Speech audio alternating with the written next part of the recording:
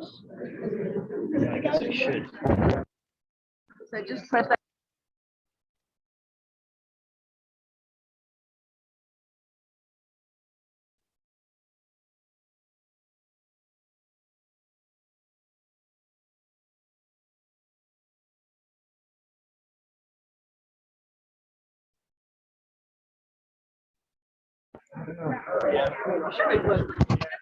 Hi, everyone. We're just working on some technical difficulties, and we'll just get started with the broadcast in just a minute. Thanks for your patience.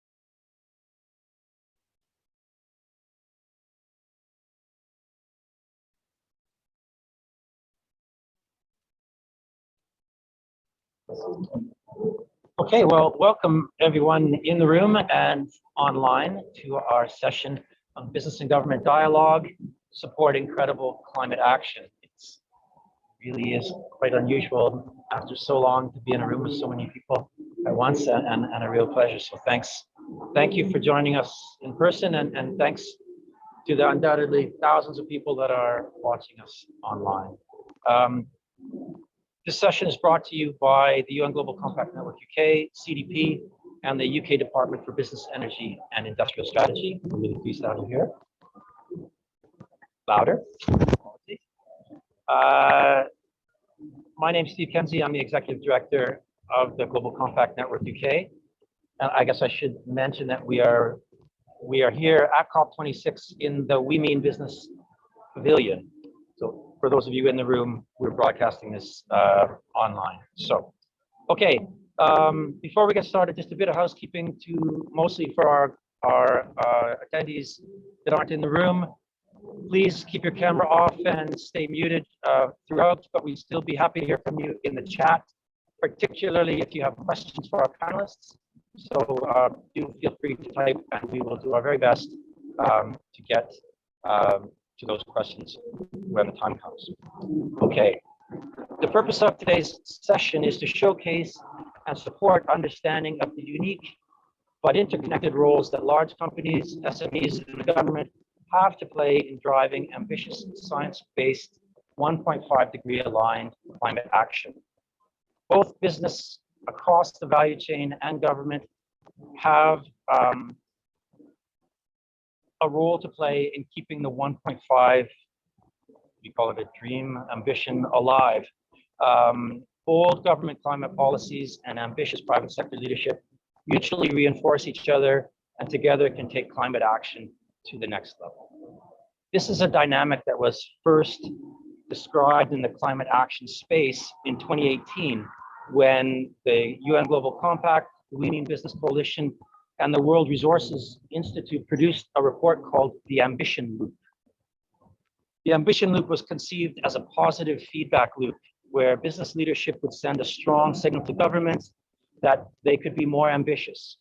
And then governments would respond with strong policies, bold targets, clear timelines that would enable still more ambition and action from business.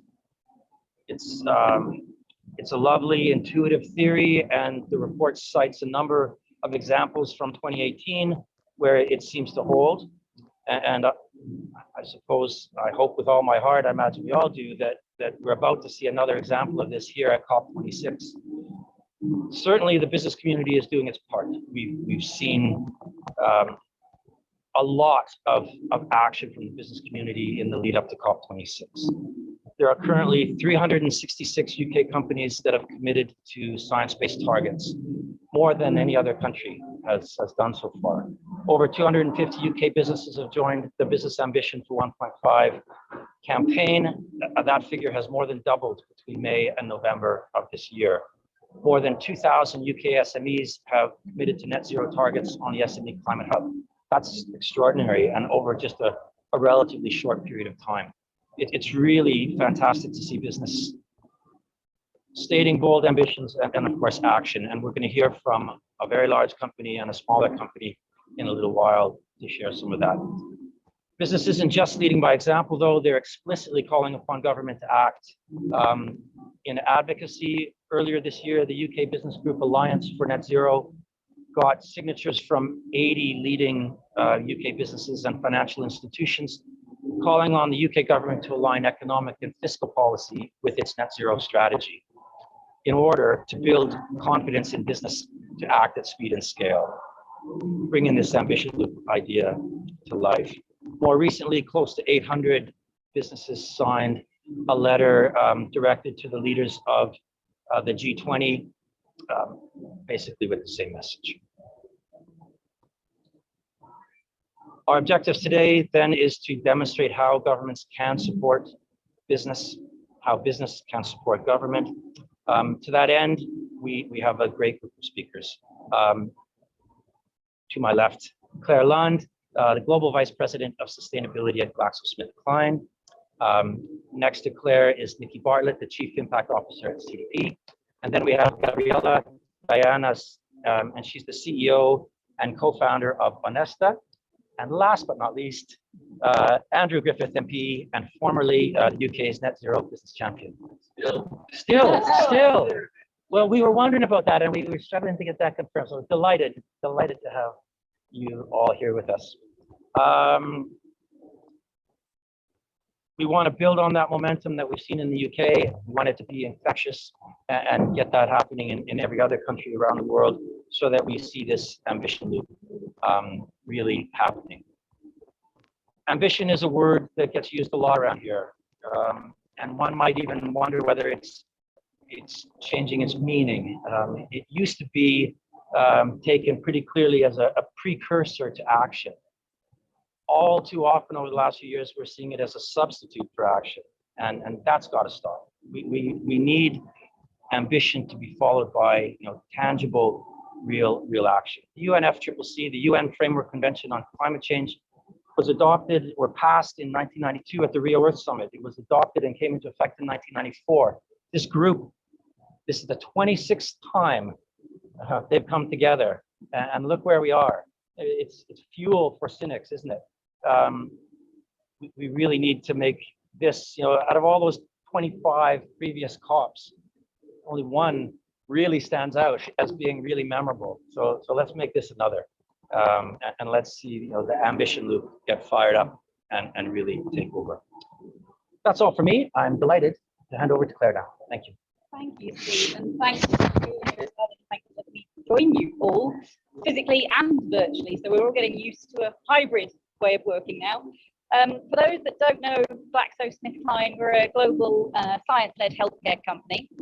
And so we're representing, I guess, the large industry and sector here today. We know science is telling us that climate change and nature loss are having an impact on planet's health, but we of course also know that's impacting human health. So as part of our role being a healthcare company, we have to take action. So last year, while everybody else was going through the pandemic, we decided to step up in terms of our ambition. So we set two twin goals. One, to have a net zero impact in climate, but also recognizing the interconnection of nature and net nature positive goal as well, both by 2030 and both for our entire value chain, which was, I know you talked about ambition, but it really was an ambitious step. So we aligned up to the science-based targets against the 1.5 degree pathway. And in fact, the trajectory in the pathway is a far more accelerated pathway than the 1.5 ambition as well. So that's great. We've set the ambitions. Now we're into the first year of delivery. So how have we started to do that? Well, frankly, we looked at where are our material issues and challenges, and we've broken it down into sort of the three scopes. So we look at the operational side of things. So where are our emissions? What can we do in that space? So we've accelerated this year on renewable electricity. So we're now at 67% of our global operations are now from renewable electricity sources. That isn't just going to be certificates. We have invested in on-site renewables. £50 million worth of investment went out this year to support new wind and solar technology at sites across North America and here in Scotland at Irvine as well. So we've really put our money where our mouth is to invest in actual renewable technology to drive reductions. When we then look at sort of, okay, that's the operational side, and for us as a company, that's about 8% of our total footprint. So where is the rest of the challenge? Well, we look at then outside into the scope 3s, and we could break our scope 3 into two very big material areas. So the first one is our products. So we look at the impact that our products can have. And one of those products, unfortunately, has a quite significant impact, which is the propellant in our metered dose inhalers, which is a rescue medication for asthma and COPD. We already had actually low carbon dry powder inhalers available on the market for maintenance therapy, but certain obviously people cannot use dry powder inhalers. So the propellant, just for a technical guidance, helps to get the medicine into the lungs when somebody's having an asthma attack, or when people or young children or old people can't use your breath to inhale. So the propellant is needed, but of course when we look at it, it's a very high global warming potential propellant, so we absolutely have to tackle it. So we are investing in preclinical trials. It's a medically critical product, so we're having to go through clinical trials, regulation, but we're working with partners to really drive into that. So that's one part on our scope 3. The other part, which we'll come on to, I think, in a lot more depth, is our supply chain with our suppliers. So 45% of our emissions actually comes from the goods and the services that we buy in to operate. And that is across around 30,000 suppliers globally, of mixture of sizes, so from large, much larger than us, corporates, all the way down to small independent suppliers as well. So the challenge we've really now got is looking at how we engage with suppliers, how we work differently with those suppliers, with a range of issues. How do you break it down? Because glass suppliers will have a different set of challenges than a marketing supplier, for example. So it's really starting to break down for us. What do we need to tackle? How do we start to tackle it in each of the sectors? And we'll come on to talk about how we start to embed and drive that in a little more detail. But for us, setting the ambition was last year. Delivering and starting to deliver on the ambition is this year and for the next few years. And we're going after the big hitting items because we know they're going to take time. We know they're going to be complex, and we know we need to work and collaborate differently with governments, with suppliers, with our peers. This is an area where there isn't a challenging competition. We need to work differently. A supplier of ours is likely to be exactly the same supplier for most of our peers in our sector as well. So this is about how do we work differently, how do we collaborate, and how do we drive change. It isn't just for the planet's health, it is also for people's health. And we're really passionate about making sure those two are brought to the centre, and action with governments and action with other suppliers is linked to planetary health and human health. Hopefully that gives a flavour, but I'm sure I'm going to get some questions. I'm going to pass this one to Sarah. Thank you. That was really interesting, Claire. It's going to be an interesting follow. Now we are much smaller than GSK, and also obviously GSK is saving lives. So really, it's absolutely critical. But I am the founder of Anesta. So Anesta is a sustainable and ethical lifestyle brand. We actually only launched in December 2020. And it was my personal mission that we were going to campaign for change against the pollution and exploitation of the fashion industry. Fashion industry is one of the largest polluting industries in total, and one of the biggest contributors to greenhouse emissions. And a lot of it is actually hidden. Most people don't know about some of the negative practices that take place in the fashion industry, in terms of our planet and the environment, in terms of the people, and also animal welfare as well. So we went about setting up Anesta, which started off just with clothes. We manufacture in-house at the moment. So we have a small team in South Wales, and my aim was to bring manufacturing back to Wales, which is a community that has suffered greatly after the clothing manufacturing was outsourced abroad. And we also work with some partners who are social enterprises. One partner that we work with, for example, actually manufactures here in the UK and helps women from disadvantaged backgrounds. So it's really great to be working with them.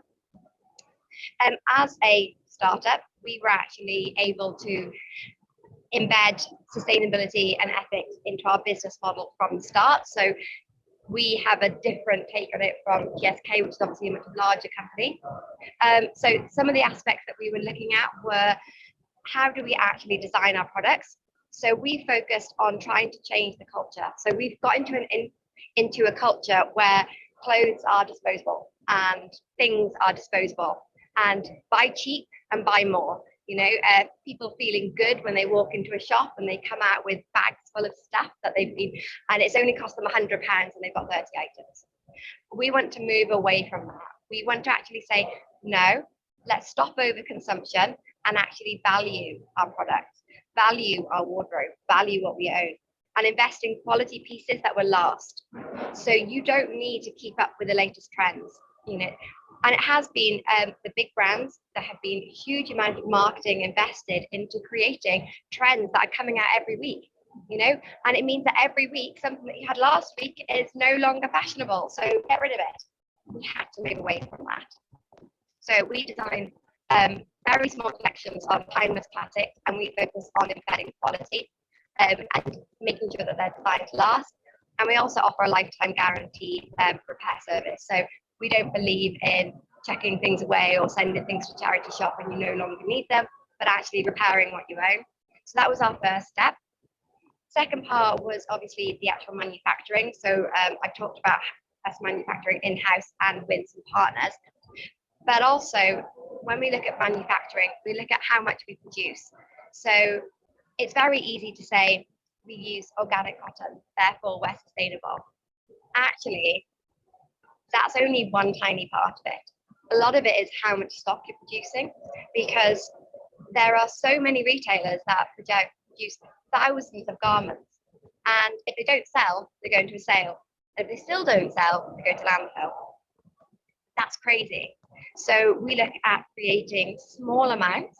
We also work on a pre-sale model as well, so we can actually produce to order, and we offer some bespoke services as well. So it's about really trying to think about sustainability throughout. Then we look at obviously the fabrics. So we talking about suppliers, again, we have to go through a huge assessment process when we look at our suppliers, and we only work with innovative fabric mills that have got the same values as us. Looking at things like closed loop productions, recycling water, how they do dispose of waste. Then we look at the materials as a whole, so not just the fabric, but the trims, so every component, and we try and source locally as much as possible because that really lowers the carbon emissions. So our labels are from Narberth in Wales. We use nut buttons that are sourced from the Cotswolds. So it's really fascinating that actually so many businesses in the UK are doing such great stuff, and it's about bringing them together. And then all of our fabric offcuts we actually keep, and we are upcycling them. So we're currently working with Surfers Against Sewage, and we've taken our fabric offcuts from our t-shirts, for example, and we've created reusable makeup remover pads, and the proceeds of those sales go to Surfers Against Sewage Ocean Recovery Initiative. So it's really about putting our values ahead of our profit. And then the final part is the ethics. So actually about the people that we work with and people who work with us as well. So it's about paying fair wages, wages so that people can actually be sustainable in their own life.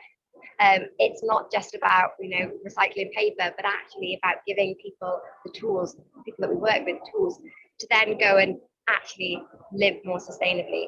So we've created hopefully a great workplace, and hopefully now people are embedding our practices in their own life. So I think that's everything that I can think of, but I'm sure there's a lot more and open to questions. And Brilliant, thank you both. I think there's quite a lot that we can weave together with those two interventions. Steve highlighted the leadership that UK companies have shown, and CDP, we run the world's only global environmental disclosure platform, and in that data set, we're headquartered in the United Kingdom. We have offices all over the world. We have always seen a strong leadership from UK companies. We see them, it's not the only country with a lot of leadership on this issue, but it certainly has been consistent, and from the start, for the last 20 years that we've been operating at least. And you have extraordinary commitments from some of the biggest multinationals around, and the UK headquartered companies. We have over 330 companies that have set science-based targets. Half of those have already been verified, so they've been verified, independently assessed to be aligned with science. We now have 54 of the FTSE 100 who are committed to 1.5 targets, and you've got 250 UK companies who've set their targets to be 1.5 degrees compliant. So that's quite extraordinary, right?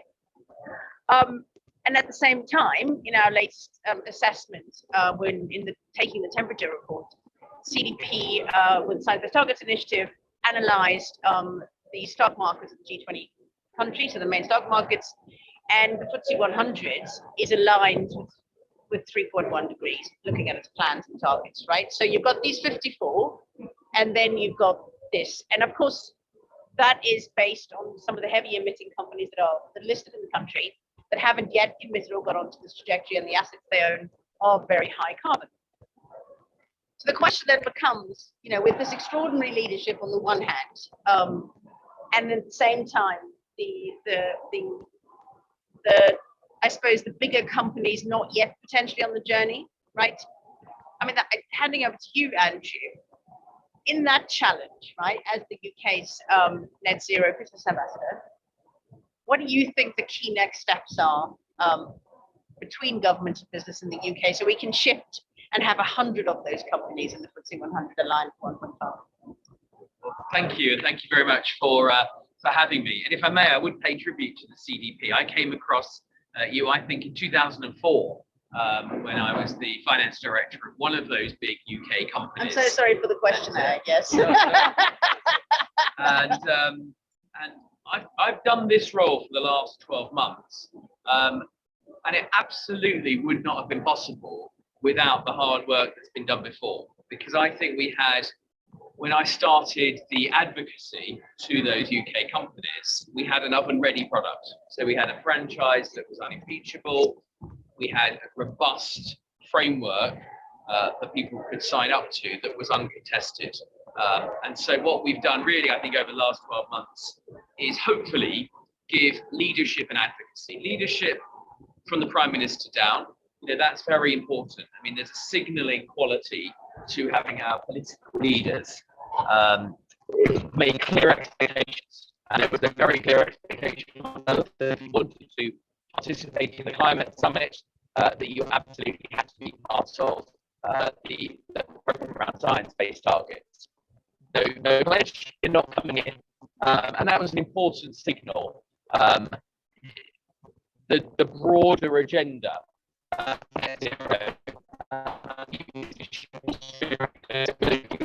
practical takeaways, if you like. I think that absolute unequivocal commitment from the top, head of state, the royal family, there's no doubt, you can agree or disagree as a business leader, but there's no doubt on that overall macro expectation. Secondly, a clear, because there is a bit, I mean, I brought, hopefully, my role a non-expertise in sustainability. So once you start getting into sustainability, and this is particularly true of small and medium-sized enterprises, so we should get into that. There's a lot of initiatives. There's EV standard this and EV that, and there's lots of, every different business federation has its own different standard to sign up to. So having won the Race to Zero, the United Nations Race to Zero, that the UK government, after a little bit of evaluating which were the right standards, could say this is the one. And businesses such as those that Claire is involved in, they need kite marks, right? They want a kite mark. They want that simplicity and the fact it will be recognised on a more widespread footing. So we've got that. We've got the UN Race to Zero, Science-Based Targets Initiative to provide some rigor around that. And you've got the emerging policy framework. So the quiet that I think you can expect is the mandatory carbon disclosures, the task force on carbon financial disclosures. The UK is a takeaway as well for your governments, but the UK has been the first G20 country to say that we will mandate that, starting with the very biggest companies, but then moving down. So you get to a point where the whole of the supply chain is having to produce independent, transparent disclosures. And I think that's enormously powerful. And the fact that that is coming and will be mandated means that if you are a business leader, the debate turns to when, not if, right? You've taken the if off the table. You know, is it 22? Is it 23? You know, how big am I? But this is coming. So I'm going to have to start treating this like I treat other business problems, which is something I just put my hat on and allocate resources again. So I think though into those ingredients, you saw, you know, my advocacy and others, and that was a cross-government effort. So it was something that, you know, runs like a stick of rock, actually. You know, I hope if you see my ministerial colleagues, you know, and stop them, you know, and ask them, what's the number one ask of British businesses, they would say to join the Race to Zero and set a science-based targets initiative. We've got 54. There is a pipeline of more coming, so that's partly the trajectory. Over the last year, that number has increased 3- or 4-fold, so it's been a very strongly rising trajectory. We won't get all the way because we know that not every company can make that pledge, but a lot more can, actually. So there's some emerging headroom, and I'm glad we didn't delay COP, but had we delayed this meeting for another year, it would have been an even bigger number. So those are some of the things. How do we go from here? In part, we now need to embed that. So we've been doing some championing, there's been a lot of communication. What we actually need to do is start to cascade that down a layer. I won't talk for too long, but there are some policy things, not just the mandatory disclosure, but some policy things that I would like to see embedded. So for example, preferential access to public procurement for small businesses. Really, we've now got to start on the tail of businesses. I kind of think the big guys, if they're not already there, they will get there. They'll munch through that problem, they'll squeeze the balloon down. But the person sitting at the end of that balloon is a small business like Gabrielle, and that's really difficult. You know, low on time, you know, very high opportunity cost on time, you know, an awful lot coming at you anyway, and without the support networks and without the access to a sustainability officer and all of those resources. So that's where my mind is going to next in terms of how we can help. You can scatter around some grants, but I think the biggest challenge I find again and again is not awareness, right? They're as aware of the issue as anyone. They have very close relationships with customers, and the smaller a business you are, the more like a consumer you are yourself. So they've got the awareness, they've got the desire. We find about 3/4 of small businesses consistently say, I would like to do more. Where the biggest gap is in the knowledge. It's like, okay, great, what do I do? You know, is it my light bulbs first? Is it my van? Is it my premises? Is it my sourcing? And if it is any of these things, as between two courses of action, which one is the better one to take? It doesn't have to be perfect, but it has to be the better one. Again, it comes back a little bit to data.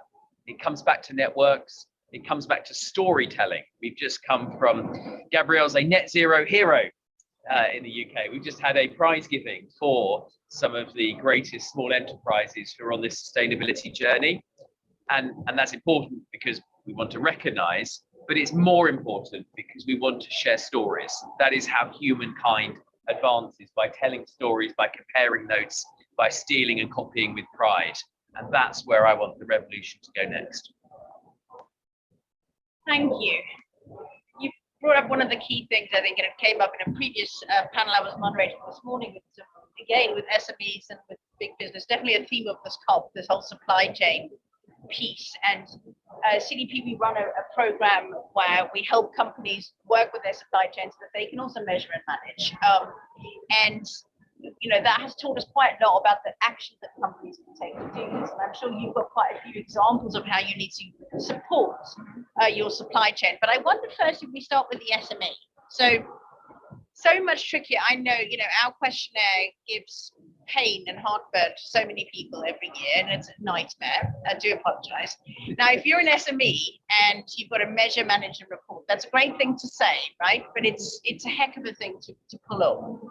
I know you've been working with the SME Climate Hub, right? And I'd love to hear some more about that. How has that helped? Do you see SMEs being given the tools that they need so that this kind of the trickiness, the investment of the Sustainability Office and the Sustainability Office that they don't have can actually be, I suppose, leapfrogged so that you have these standardized tools, etc. So I'm really pleased that the SME Climate Hub was actually brought in. I think it's a brilliant initiative. Word. But actually, smaller businesses, we do need more support. And I think Andrew made a really good point. It's not necessarily about being perfect, but it's about doing everything possible that you can to be more sustainable. Oh, and yeah, so for us as a small business, we are tiny. So we've got only a few employees that we actually have. I think 13. No, yeah, between 9 and 13 in terms of we've got some interns who have just joined us. So we've actually created employment, but it's actually really, really tough to do everything yourself in terms of the time, in terms of the resources. So for me, it's actually been brilliant that we now have support. We have a connection with other SMEs who are trying to do their bit. So we can actually now try and work together and communicate and share stories and examples and case studies of how we've sort of gone about things and the actions that we've taken. There's also a playbook as well, which is fantastic at setting out how you can actually embed the 1.5 degree strategy into your business. And it's great just having that network, that support there, to kind of keep guiding you and to keep sort of coming back to know, yes, you're on the right path, because there are so many things that we can do. You can do literally everything, from the light bulbs all the way to the suppliers, but it's about making sure that you tick off those key items and have a strategy in place on how you're going to continually operate. And as well, we had sustainability embedded in our business model from the start, but we're growing. So again, our business model starts to change as we grow, as we get bigger. We need, just for example, we need a bigger facility. How do you think about that? What are we going to do in terms about leasing a new place? How then are we going to make sure that that's sustainable? So we're constantly growing, we're constantly changing. So having a support network there is absolutely vital. Yeah, that's really interesting. And I suppose on the panel this morning as well, we had two SMEs. One was similar to you, where they embedded their entire business model around sustainability. And the other was a small hydrological survey company in Cornwall. So they go out and do surveys deep at sea. And they were changing theirs. They'd set the goal to be net zero. And talking about the challenges of that in an engineering firm, changing the fuels of the ships, of the small boats you use, etc. I was asking, why they chose to do it. And it was really because of those procurement contracts. It's, either preferential. I think using government procurement is really critical. It's one of the key drivers of the UK economy. But also all of their all the big companies who use them for surveys wanted them to, because of course they're greening their supply chain, right? And so it became something they felt to stay in business we really had to do. And it was really interesting to hear such a small, specific, very specific company do that and say that. So I'd love to hear from you as well. Is that something you see playing out? You must have been working with your supply chain for many years on these issues. Yes, and I think I often think of it as boats, like a large corporate is one of those super tankers, which will take us a while to move because we've got to bring 30,000 suppliers to really tackle that net zero pathway. And actually, the SMEs could actually act like a small yacht. They can actually move a bit faster and get a flotilla of those yachts moving, and we can actually all move a bit faster. So, I guess for us, the challenge is again breaking it down into what and how and where can we support. So there's a lot of things that we're doing on the journey now. We've worked with our procurement teams, and I can speak openly on this one because I'm ex-procurement. So we've worked with our procurement colleagues to actually embed and train knowledge in-house as well, because you think of a corporate, yes, we've got obviously a sustainability team, but we're bringing the organisation on this journey as well. So we've been working very closely with our procurement teams, with our people that engage with suppliers to really upskill in terms of knowledge internally as well, because they will be the people then that will be engaging with the suppliers. So we've got to do that first step to make sure that we're all understanding what we need to do, where to tackle, what to do. They can then go out and be the ambassadors and work with the supply chain. So you're starting to get the multiplier effect coming in already. And again, it's breaking it down into what are those suppliers' challenges? Where is it? Is it awareness? Is it education? Is it cost? And what are the challenges that are stopping them move towards that position? And it's a range. So unfortunately, it isn't a one size fits all. We do have to look at every single option and how we drive that. And interestingly, we surveyed about 80% of our spend, and unfortunately, only 12% of that were meeting our current climate commitments. So we know we've got actually a lot of work to do. At least we know where the work now needs to sit and needs to focus. But of course, now we've got to really drive that challenge across the supply chain and suppliers. So it really is starting with how that helps. So one of the areas we're looking at is not doing this as a focus survey, asking suppliers to respond to multiple questions and multiple surveys with multiple questions, frankly. And again, we're trying to do that as an industry as well, as a sector. So the pharma industry and the pharma sector are trying to make sure that we're going out to our suppliers, just like again, same suppliers, we're at least trying to line up on the same question, sort of structure and format. So we're using data and technology to try and do that, to make it simpler. We've just engaged a technology platform to really do that, which is a technology platform that others are already using. So part of our decision was, who else is using this? How can this work so that it's least amount of pain for suppliers, but actually as a platform that gives opportunity for suppliers to engage with other suppliers using that platform as well.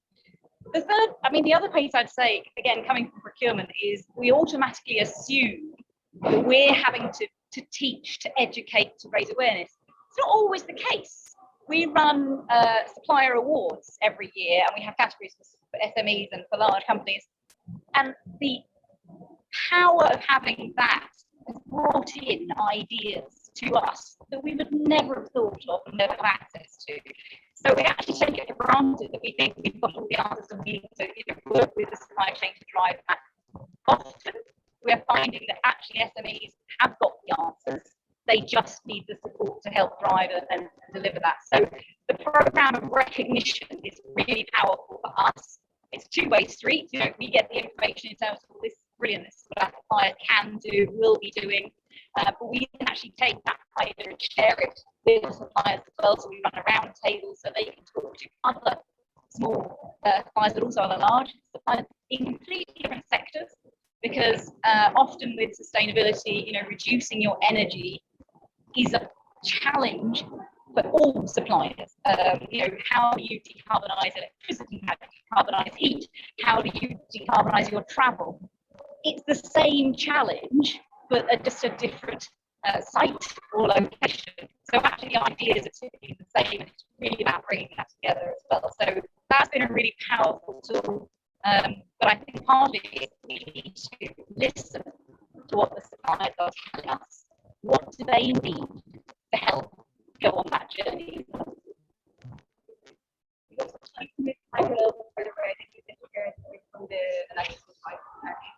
Thank you. Have we got any questions in the chat? We did. We've got a couple in directly to Amy. I'm not sure if the audience can hear me now. Hopefully they can. One, I think you touched on this a little bit already, Claire, but one is about how have you encouraged uptake of your net zero strategy throughout your business with all employees? You mentioned procurement, but I guess especially is wider across all employees. How? Well, to be honest, actually, it was our employees that were demanding we took action. So a lot of the times when we were doing sort of events and talking about sustainability, it was, well, why are this before we set the net zero and the net 80% target? Why haven't you gone further? Why aren't you doing more? And the voice from our employees, nearly 94,000 employees globally, was so loud and so strong. It was incredibly impactful and powerful for us to drive action. So in terms of then how are we bringing the organisation on board with us? Well, partly we're pushing at a very open door. There's a lot of our employees that are really engaged already on the topic. There's a lot of employees that are actively working on different problems. So I talked about the propellant. We've got our R&D teams, research and development teams working on that. We've got our technical support teams. We've got our advocacy and policy teams working with the government to look at how can we, how do we go faster to regulate that medicine. There's teams across different pockets that are already working on some of those areas. So there's already a lot of people really starting to get involved. But of course, we also have this signal from the top. So Emma, our chief executive, is here at COP at the moment and is very much leading the charge from the front. And that's on behalf of the whole of the board as well. So it is very much seen that this is a top priority as part of our innovation, performance and trust strategy. It is embedded across all of the organisation as part of that trust pillar. So everybody in the organisation has got trust as part of their objectives, and in it, depends on where you work and what you're doing, will have environmental sustainability sitting within that as well. So it's part of people's objectives. People have asked for it. There are particular projects that people are directly involved in. And we've also got sustainability champions networks across the organisation as well. So we've run a single-use plastic reduction global programme, which is across every site in the network, which is engaging teams on the ground at site to work on projects, whether it's single-use plastics or biodiversity, which is another set of projects we're about to launch, but site-based activity.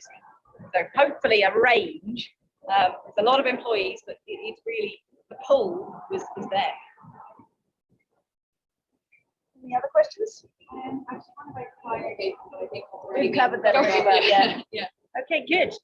Let's come back to you, Andrew, perhaps.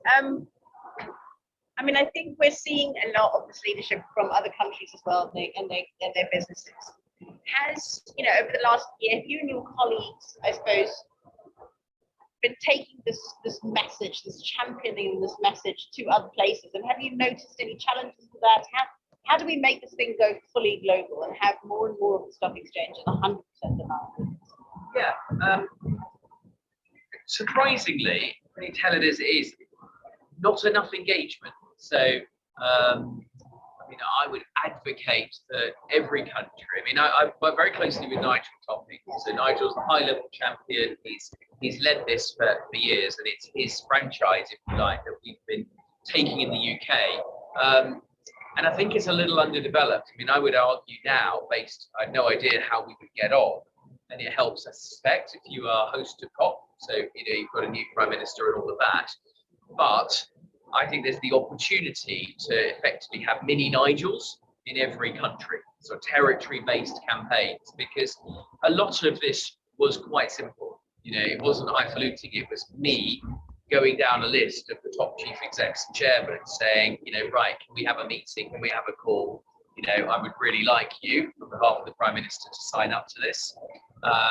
And people were like, fine, yeah, whatever. We're on board with this anyway. No one's quite asked us before to sign up. We'll have a little look at it. We'll go and talk to the Business Ambition or the SBTI, and then they sign up. And as it is true that many other countries are doing good work, but the UK is. I was hoping it was more of a race. I was hoping to use as a motivator, a little, totalizer like Eurovision Song Contest. So we would sort of be able to go around and say, come on, hurry up. The US is catching us up. The US is now, we've seen a big change in the US. I look at the numbers more than most. And so obviously since the change of presidency, there's been a massive uptick in US companies sort of trying to get on board. But it would be nice if it was a bit more of a race, to be honest, because, competition is one of humankind's big motivators. So I'm certainly happy to help. I think I'm speaking to someone from Belgium and one or two other countries, but I'm certainly happy to share the lessons learned. And partly it's just been asking directly, partly it's that leadership at the top. Trying to make it fun. We've tried to tell stories, interesting stories, showcase nice innovation, not be judgy, right? Obviously you've got to sign up to the standard, the climate mark. You can't negotiate that. but take everyone as they come, and believe that people are trying to do the right thing, and in general not let the perfect be the enemy of the good, right? And I always say, look, if you can't sign up to a target before 2050, that's fine, right? There's a bit of a like, oh, we've got to sign up to 2030 or not at all. No, that's fine. Get yourself on the race, right? Get on the pitch. You can't play if you're not on the pitch. If the best thing you can do right now is sign up to 2050, do that. In my experience, probably yours too, a lot of companies, once they've done that, you know, they start to operationalize it, they cascade it down the organization. To Claire's point, their employees always surprise them, always, almost universally.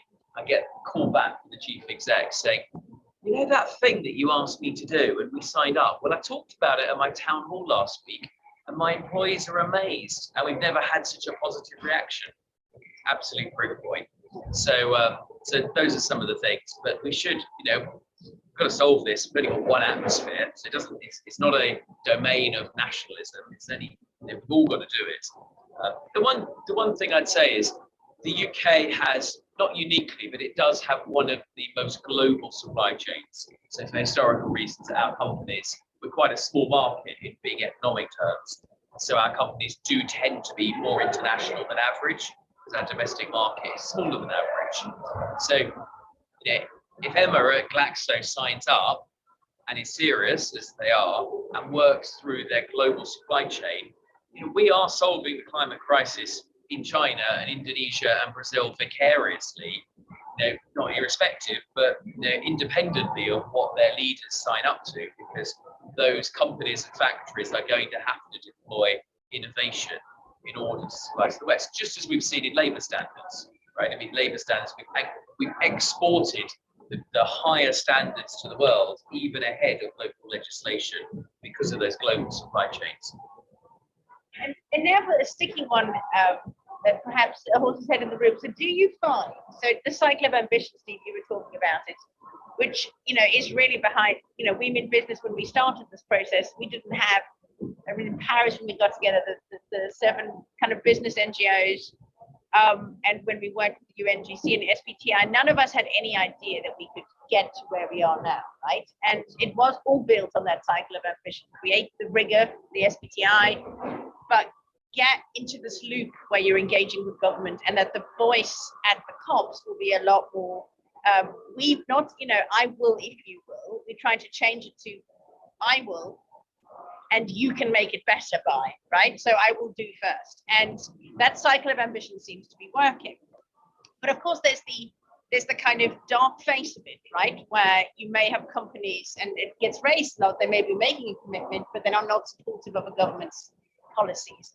Are you finding that as the momentum builds and you get these companies on board, and the UK businesses, to be fair, have actually been the biggest supporter of Climate Change Act in its day, was built on, you know, a lot of business support right from every, you know, CEOs from the biggest companies. So it's a bit of a unique country in that regard, but still, are you noticing that the cycle kick in as they commit to it?